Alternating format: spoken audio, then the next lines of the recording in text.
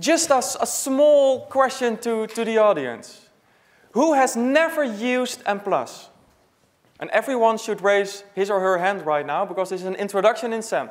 Or an introduction. Who has used Mplus before? Okay, why are you here?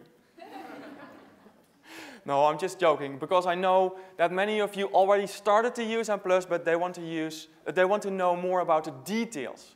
And we will present a lot of details this week, because you know, Mplus is really a cool package. You can do a lot with it, but in the background, a lot of things are happening. There are a lot of defaults hidden in Mplus.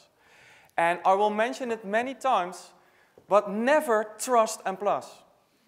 Yeah? So although I'm going to convince you to use Mplus for your data analysis in this week, never trust the software package. But of course, the same holds for SPSS, and for SAS, and for Stata, and for Lisrael and Amos. Never trust a software package. You should be in control. And that's what we're going to learn you this week, to be in control. You have a specific theoretical model, and you want to analyze this model. You want to confront your theorized model with the data. That's what structural equation modeling is. This is the only model that is possible to analyze in SPSS, because SPSS is limited in one dependent variable at a time. But what if you have multiple dependent variables, like over here? That's not possible in SPSS. Of course, you can do some tricks. You can analyze two regression analysis, or you can combine predictors or dependent variables. So there are tricks to deal with models like this in SPSS. Run your regression analysis twice. But that's a pity, of course. If you simply put y2 over here, that's referring to the residual variance of y2, which is by default estimated behind the scenes.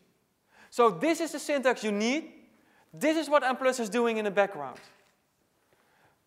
It's estimating the residual variance of y2, the variances of x1 and x2, estimating the intercept, because we're using square brackets over here.